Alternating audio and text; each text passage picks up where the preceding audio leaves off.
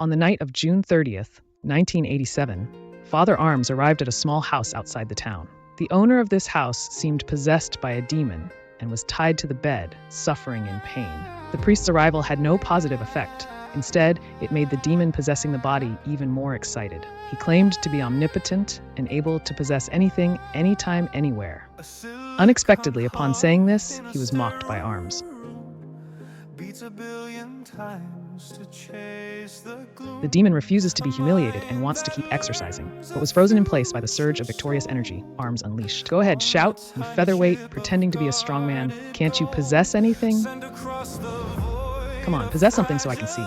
This is when he just got a pig. Arms kept provoking the demon with non-stop verbal attacks. Then he possessed the pig's body to show off his abilities. The demon, abandoned and with sagging chest and weak feet, resembles a monk. He instantly lowered his IQ to that of a pig.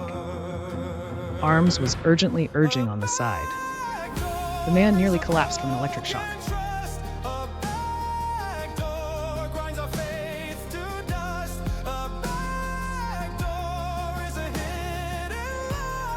The latest 2023 exorcism movie called Brilliant Exorcist is officially starting. Friends who like it can subscribe and follow.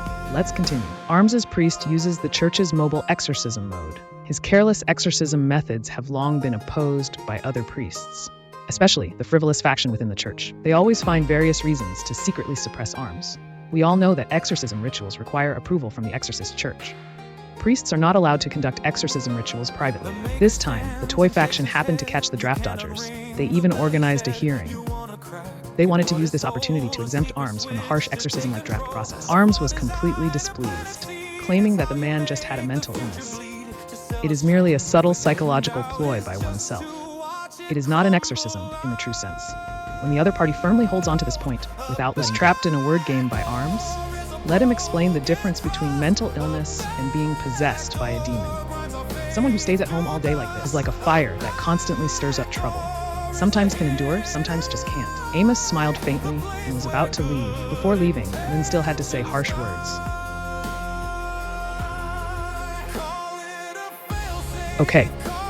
After speaking, he left the scene without looking back.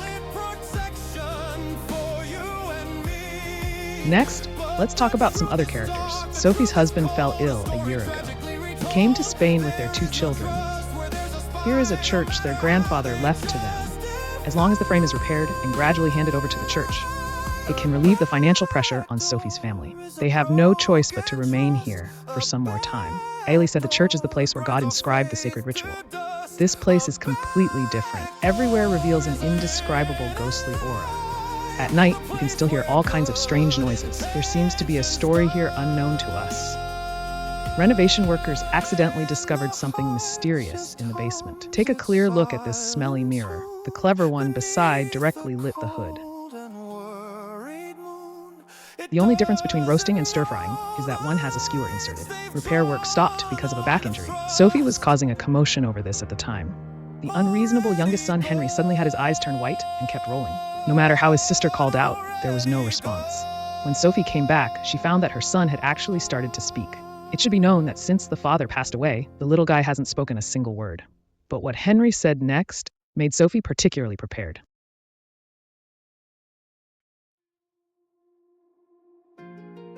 Sophie immediately took her son to the hospital. They did all the tests the hospital could perform.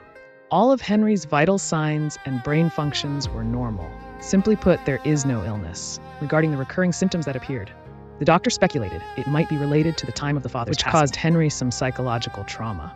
Subsequently, a few boxes of this medicine were prescribed to send Sophie away. But things were clearly not that simple.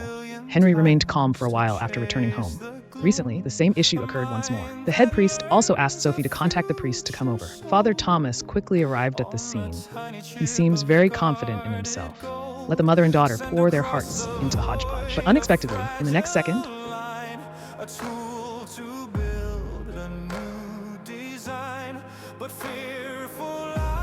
"Son, we want to find a priest." It is precisely Amos, whom we mentioned earlier. The archbishop somehow learned about Henry's matter. He assigned this exorcism case. It is said that this place once brought great harm to the church. An evil force is slowly awakening. The bishop did not mention the specific matters in detail. Here Amos felt unprecedented pressure. He reviewed the relevant church documents, but it seems he did not find any useful clues.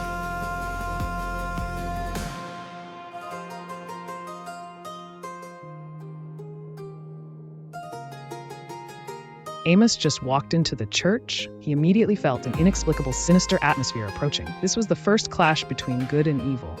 Amos estimated the source of the anger. He tried to uncover the demon's name and the purpose of coming here. As long as the demon says its own name, Amos can find a breakthrough to confront and counterattack.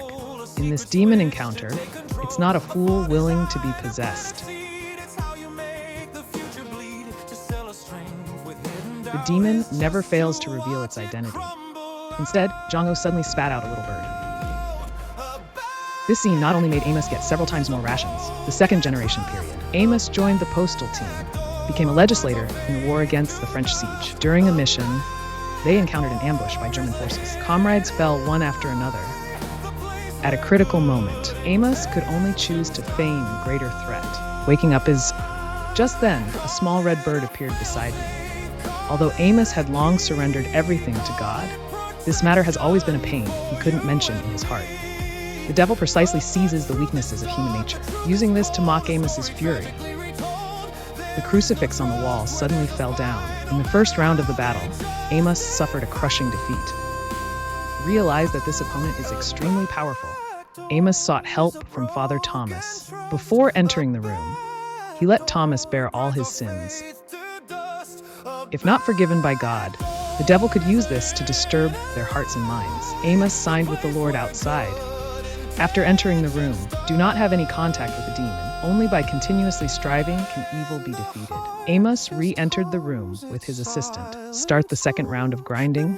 They prepared pure water. The point symbolizes the active furnace, ignoring the demon's nonsense. Standing by the bed, began reciting the poisonous scripture. This move seems very effective.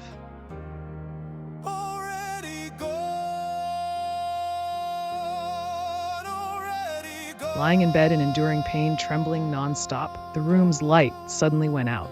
Amos hurriedly took out a lighter to illuminate. In Guyai's room, Amos's Western-style grinder appeared again.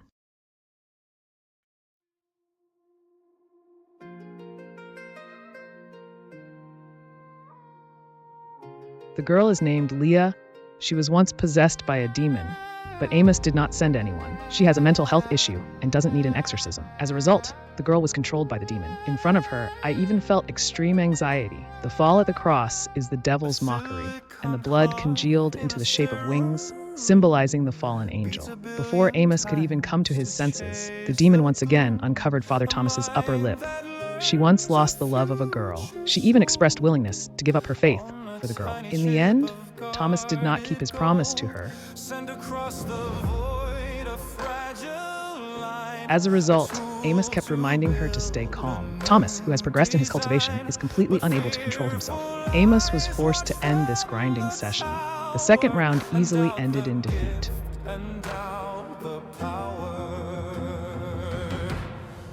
The demon knows all the secrets of the two. They know nothing about the demon. The most important thing now is to figure out the demon's identity. She let Thomas unleash his hateful power. She went out herself to investigate the church thoroughly. In the end, she really vented her nervousness with a burst of crying. The police covered the guest, and Fandy Steele called off the seal. Perhaps here is all the love she desires. Amos used a motorcycle to lift the heavy manhole cover. Below, gases are accumulating in caves that cannot be accessed. A place loved by people. The protection seems to attract countless demons. At the same time, all the crosses in the church began to bend downward. The familiar Sophie was struck by a powerful cobra in the bed. Even the daughter was thrown to the ground by an invisible force. The demon is even more of a sly trickster. She disguised her voice as Henry's to ask Thomas for help. When Thomas came to the bedside, he bit off her ear in one bite.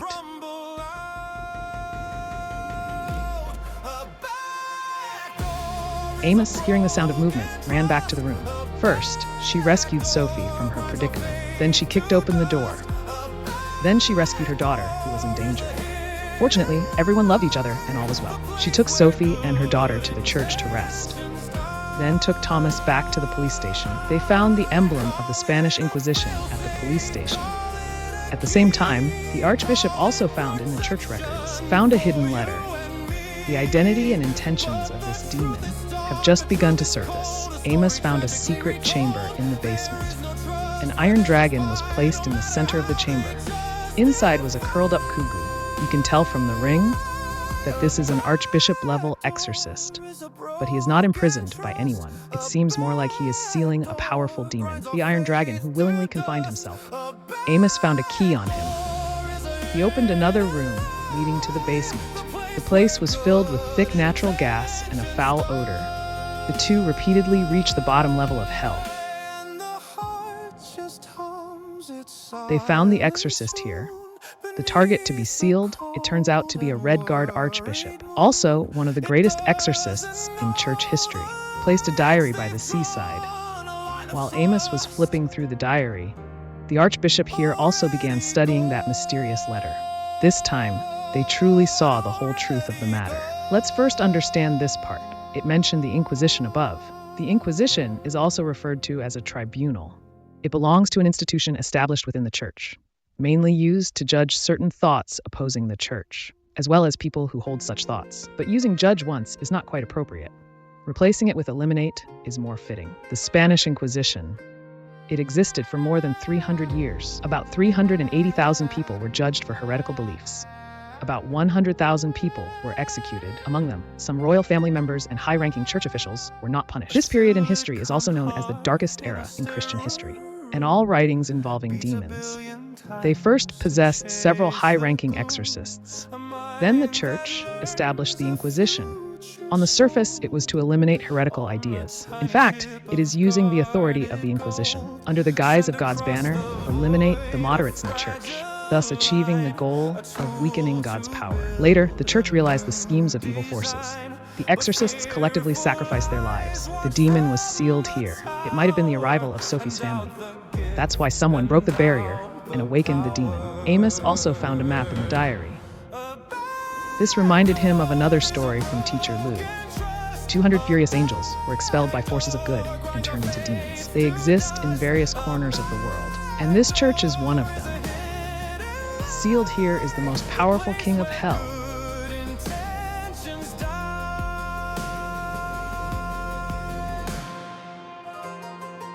Asmodeus is best at possessing exorcists. This also explains why he specifically called on Amos to perform the exorcism. He intended to use Amos's identity to infiltrate the church hierarchy in order to get close to the archbishop, trying to prevent the tragedy of history from repeating. Having learned the demon's identity and intentions, Amos had the confidence to defeat him. They raised the cross high and charged into the room. They loudly recited the exorcism prayers from the Bible.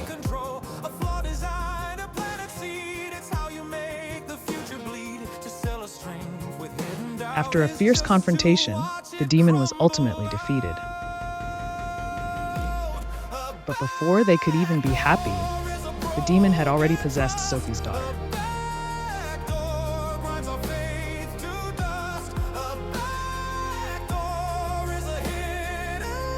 It controlled the girl's body, climbing onto the roof, then suddenly lunged and knocked Sophie down. The opponents in the room were in chaos. Returning Shanren, the demon is using several people's lives to invite Amos. Amos can only feign giving up resistance to let the demon possess him.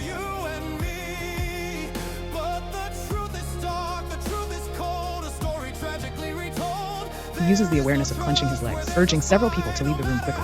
After waiting for a few people to walk away, Amos wanted to force the demon wind inside his body to perish together with it. The demon seemed to have seen through his plan, and it did not succeed. Amos stumbled all the way back to the secret chamber, tried to ignite the natural gas to create a timed explosion. Just at this moment, the demon appeared in the form of the Virgin Mary.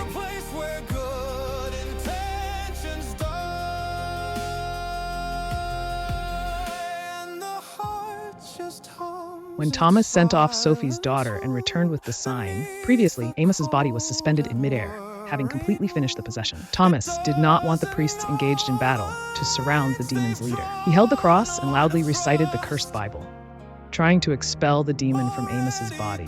It might be that the surrounding magic array enhanced Thomas's cultivation, or perhaps Amos's willpower was strong enough. Amos regained consciousness and took back control of his body. He simply pressed the cross on the ground against the demon's forehead. Then the two worked together in unison. Through the Holy Father, Son, and Holy Spirit, they resealed the demon. At the end of the story, the two were taken to a mysterious base. The church has located 199 other Berserk angels for the drama diary, waiting for the two Tulu heroes to get back on track. The main feature of the movie ends here. I can't help but make a complaint. This way of blaming religious persecution on the devil. Is there an obvious blame-shifting agreement? Friends with different views on the movie, please leave comments to discuss. That's the end of our video for today. If you like it, please subscribe, follow, like, and save. I am Big Mouth. See you in the next movie.